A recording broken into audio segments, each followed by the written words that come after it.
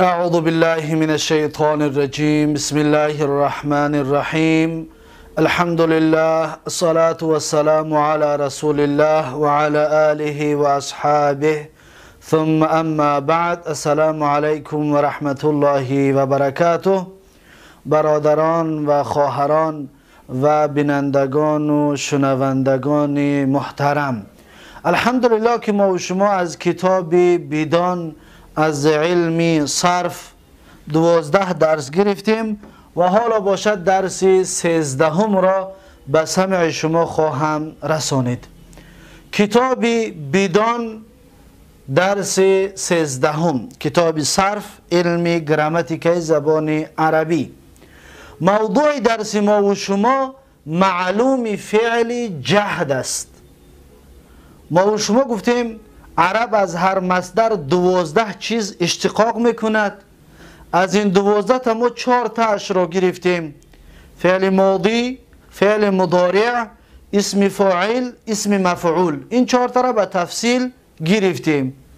امروز باشد پنجمش را میگیریم. از این 12 پنجمین چیزی که عرب اشتقاق میکند و عرب از اون کلمه میگیرد این چی است؟ فعل جهد است. معلومی فعل جهد. ما شما معنای جهد را در گذشته خوانده بودیم که انکار فعل ماضی. اکنون میبینیم صاحب کتاب برای ما و شما درباره فعل جهد چی میگوید. صفحه 29. هر کسی که این کتاب را دارد در صفحه 29 میگوید که معلوم فعل جهد. ببینید، معلومی فعل جهد موضوع درس امروزه امان. میگوید معلوم فعل جهد را نیز 14 مثال است. چطوری که ما شما به اینها ما شما آشنا هستیم. حالا شما ببینید شاید تعجب کنید که چرا این فعل جهد است که فعل مضارع هست که ما خوانده بودیم. فعل مضارع، اینا ما فعل مضارع هستند، اما من این را به خاطر آن نوشتم که حالا فعل جهدش میکنیم چی کارش میکنیم. حالا این نوشتگی من فعل مضارع هست، اینها را اکنون من فعل جهد میکنم. شما میبینید که چی طور فعل جهد میکنم. میگد معلوم فعل جهد را نیز 14 مثال است. ببینید 14 مثال در فعل مضارع خوانده بودیم. 6 تا برای غایب، 6 تا برای مخاطب، 2 تا برای متکلم. 14 مثال است. 6 غایب را بود و 6 مخاطب را بود و 2 حکایت نفس را بود. اون 6 که غایب را بود 3 مذکر را بود و 3 مؤنث را بود. این کلمه های هست که ما و شما در فعل مضارع خوانده بودیم، احتیاج به توضیح ندارد. اما اکنون حالا این فعل مضارع هست، من این را میخواهم فعل جهدش بکنم. چطور فعل جهدش میکنم؟ معلوم فعل جهد. دقت بتید، اهمیت بتید که چی کارش میکنیم. اولا در اولش یک حرف لم رو میاریم. ببینید حرف چی هستین؟ لم. لم. لم. این رو میاریم در اولش. حرکت آخرش که دمه بود، دمه را میگیریم. دمه را میگیریم، در جاش چی میمونیم؟ ساکین. لم یضرب. اکنون شد فعل جهد. نو این فعل مضارع بود، فعل جهد شد. دقت دادید چیکار کردیم؟ لم ماندیم، آخرش رو سکون کردیم. اکنون در اینش هم لم میمونیم. ببینید لم. در اینجا حرکت نیست، چیکارش میکنیم؟ یادتان باشد ما و شما گفتیم امثله خمسه. امثله خمسه اینها بود نه؟ اینها همه در امثله خمسه می در آمدن. در امثله خمسه گفتیم بعضی وقتا نون حذف می شود، از بین می رود. اکنون انا همین جای هسته که باید نون برود. اکنون دیگه ما احتیاج به نون نداریم. اکنون میگیم لم یضرب، لم یضرب، نون بر رفت. این لم نون را خورد، نون را از بین برد. اینجا در ضمه بود، ضمه اش را لم از بین برد. در اینجا چیکار میکند؟ دقت بتید.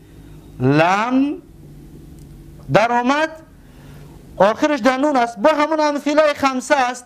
این نون از بین رفت، لم در آمد، نون از بین برد.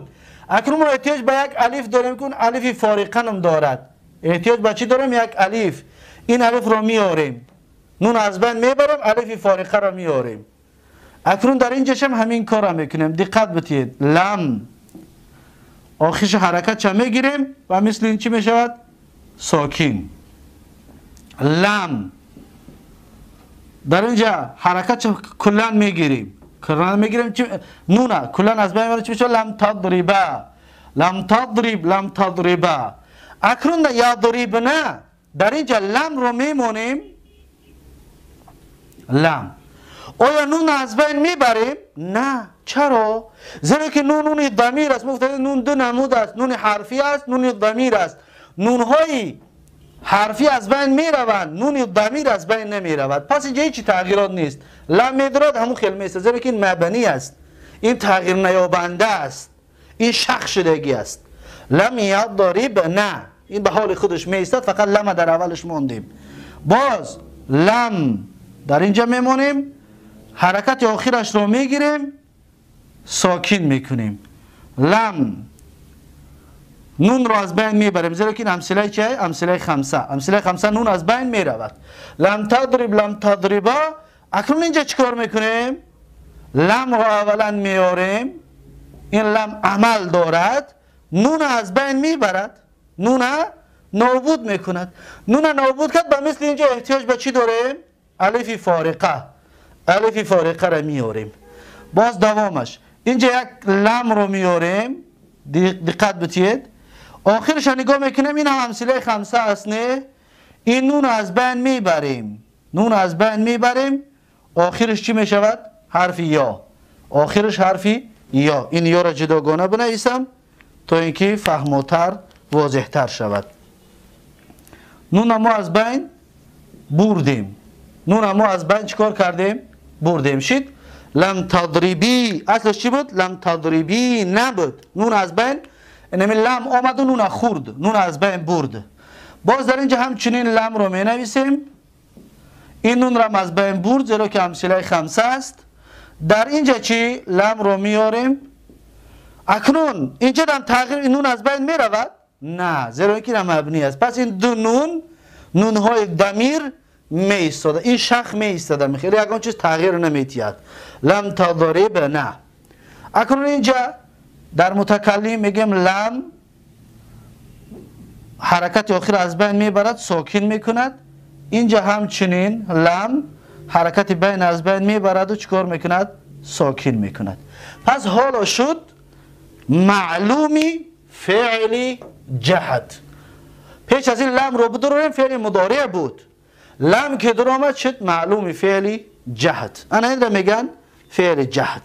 تقسیماتش را در فعل مضارع خوانده بودیم، حالا فقط معنیهایش را دقت بتید. اکنون همین طور فعل را جهد میکنیم. دقت بتید معنیهایش را. اون سه که مذکر را بود، اکنون 6 تا غایب، 3 تاش که برای مذکر که هست، اکنون این 3 تا را بیان میکنم. میگه اون سه که مذکر را بود، لم یضرب آخرش ساکن، یضربو بود، لم درم لم یضرب. ترجمهش نزد و مرد در زمان گذشته صیغه واحد مذکر غایب معلوم فعل جهد. نزد و مرد در زمان گذشته، یضربو میزند و در زمان آینده بود. لم رو موندیم، نزد در زمان گذشته شد. معنی را اهمیت بدید، معنی را تغییر میتید. اونجا میزد در زمان آینده بود، اینجا نزد در زمان گذشته. نزد نمیزند، نه نزد، اول نمیزند بعد میآید که اون را خواهیم خواند. لم یضرب نزد و مرد در زمان گذشته. لم یضرب، لم یضرب. ترجمهش نزدن ایشان دو مرد در زمان گذشته، صیغه تثنیه مذکر غایبین معلوم فعل جهد. این دو غایب، دو مرد معلوم فعل جهد است. اینجا در نون لم از بین برد. لم یضربو جمع مذکر غایب، جمع مذکر غایب. ترجمهش نزدن ایشان همه مردان در زمان گذشته، صیغه جمع مذکر غایبین معلوم فعل جهد. نزدن ویها مردها در زمان گذشته. لم یضربو نزدن ویها مردها در زمان گذشته، معلوم فعل چی؟ فعل جهد. 3 تا غایبی مذکر با آخر رسید.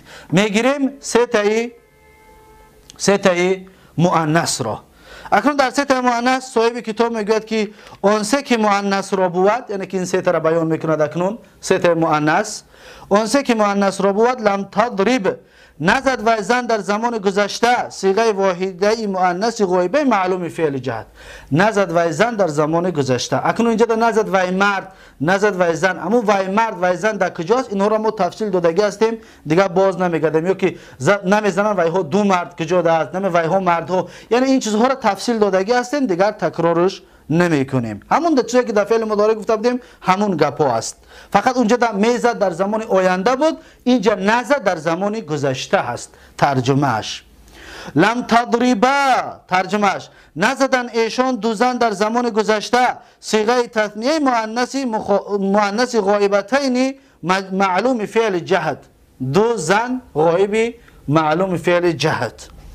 لم یضربن، اینجا گفتیم یگان تغییر نمییابد، زیرا که مبنی میگن، این تغییر نیابنده است، شق شدگی است، به همین حالش می ایستد. خب لم یضربن نزدن ایشان همه زنان در زمان گذشته صیغه جمع مؤنث غایبات معلوم فعل جهت. نزدن زنها، همه زنها در زمان گذشته معلوم فعل چی بوده است؟ جهت.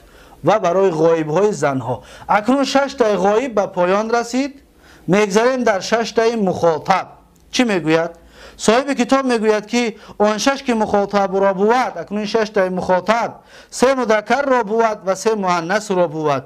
اون 3 که مذکر را بود، اکنون را توضیح میتید، اون 3 که مذکر را بود، لم تضرب، ترجمهش نزدی تو مرد در زمان گذشته صیغه واحد مذکر مخاطب معلوم فعل جهت.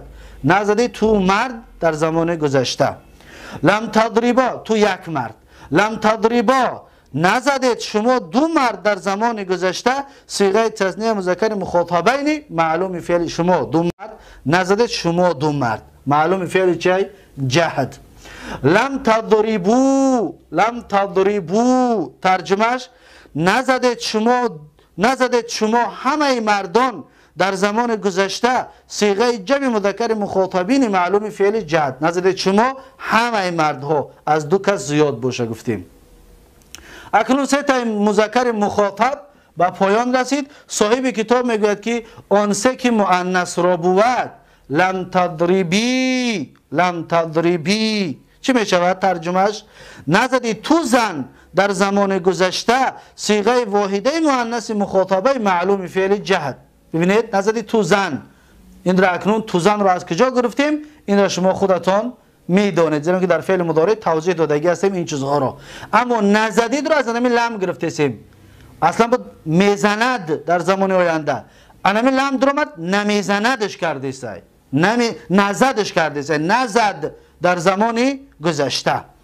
اکنون لم تضربا دو زن باشه چی؟ دو زن مخاطب. میگوییم که لم تضربا نزدید شما دو زن در زمان گذشته صیغه تثنیه مؤنث مخاطبتین معلوم فعل جهت. دو زن نزدید شما دو زن. اگر بسیاری باشه میگیم لم تضربن، اینم به مثل این گفتیم شق شدگی است و این مبنی است. میگوییم لم تضربن نزدید شما زنها در پیش من باشد، میگیم نزدید شما همه زنان در زمان گذشته صیغه جمع مؤنث مخاطبات معلوم فعل جهت. اکنون این برای چی بوده است؟ شما زنها جمع مخاطبات فعلی معلوم فعل جهت. اکنون مخاطبم به آخر رسید. بعد از این چی را میگیریم؟ میگوید آن دو که حکایت نفس را بود، یعنی آن دو تا که برای متکلم است. یکمش لم اضرب، آخرش ساکن، لم اضرب، ترجمهش نزدم من مرد یا زن در زمان گذشته صیغه واحد متکلم معلوم فعل جهت. لم اضرب نزدم من مرد یا زن در زمان گذشته. لم نضرب، ترجمهش نزدیم ما همه مردان و یا همه زنان در زمان گذشته صیغه متکلم مع غیر معلوم فعل جهت. اکنون این بود فعل جهت و درباره اینها تفصیلات زیاد در فعل مضارع گفتگی بودیم و تفصیل زیاد دادگی بودیم. پس اینجا ما احتیاج به تفصیل زیاد نداریم. به همین معلوم فعل جهت را بیان کردیم و معلوم فعل جهد به آخر رسید. اکنون اینها را چطور که فعل مضارع را ما 14 صیغه را یک جا می گفتیم، پس اینها را هم همچنین باید ما 14 تا را یک جا گفتنش را در ذهنمون خوب داشته باشیم. دقت بدید. مثلا یضرب، لم یضرب، اکنون 14 تاش را میگیم. اول 6 تا غایب، بعد مخاطب، بعد متکلم. میگویم که لم یضرب، لم یضربا، لم یضربو، لم تضرب، لم تضربا، لم یضربنا، لم تضرب، لم تضربا، لم تضربو، لم تضربی، لم تضربا، لم تضربنا، لم اضرب، لم نضرب. در جای همین قتل را بیاریم اگر میگویم که لم یقتل، لم یقتلا، لم یقتلو، لم تقتل، لم تقتلا، لم یقتلنا، لم تقتل، لم تقتلا، لم تقتلو، لم تقتلی، لم تقتلا، لم تقتلنا، لم اقتل، لم نقتل. یا که مثلا ذهب را بیاریم اگر میگیم که لم یذهب، ذهب یذهبو، پس میگیم لم یذهب، لم یذهبا، لم یذهبو، لم تذهب، لم تذهبا، لم یذهبنا، لم تذهب، لم تذهبا، لم تذهبو، لم تذهبی، لم تذهبا، لم تذهبنا، لم اذهب، لم نذهب. انا میطور میتونیم هر باب را بیارم. مثلا دهرج یدهرج، لم یدهرج، لم یدهرج، لم یدهرج، لم یدهرجو، لم تدهرج، لم تدهرج، لم یدهرجنا، لم تدهرج، لم تدهرج، لم تدهرجو، لم تدهرجی، لم تدهرج، لم تدهرجنا، لم ادهرج، لم ندهرج. و آخرین مثال میاریم باب 15 استخرج یستخرجو، لم را در اولش میمونه میشود که لم یستخرج. پس میگویم 14 صیغه اش را به این طریق که لم یستخرج، لم یستخرجا، لم یستخرجو، لم تستخرج، لم تستخرجا، لم یستخرجنا، لم تستخرج، لم تستخرجا، لم تستخرجو، لم تستخرجی، لم تستخرجا، لم تستخرجنا، لم استخرج، لم نستخرج. پس این هست 14 صیغه هایشان. پس اینها را شما خودتان چطوری که غایب و مخاطب و متکلم برای یک کس و دو کس و جمع و اینها را ترجمهشان را خودتان در دفتراتان بنویسید و یادرس کنید که مثلا لم یضرب، نمیزند وی مرد در زمان، نزد وی مرد در زمان گذشته. لم یقتل، نکشت وی مرد در زمان گذشته. لم یذهب، نرفت وی مرد در زمان گذشته. لم یدهرج، جر نکرد وی مرد در زمان گذشته. لم یستخرج، یعنی طلبی برآمدن نکرد وی مرد در زمان گذشته. همینطور ترجمه‌شون و باقی موندهشون رو نوشته بعد حفظ کنید، زیرا اینکه این بسیار برای ترجمه کردن زبان عربی به تاجیکی براتون فایده های زیاد خواهد آورد. پس این بود درس 13 ما و شما. درس 13 را در اینجا به پایان میرسانم و یک و یک شما را به الله تبارک و تعالی میسپارم. هر کجایی که باشید سلامت و موفق باشید. بارک الله فیکم و امیدوار هستم که از این درس ها فایده به دست آورده باشید. السلام علیکم و رحمت الله و برکاته.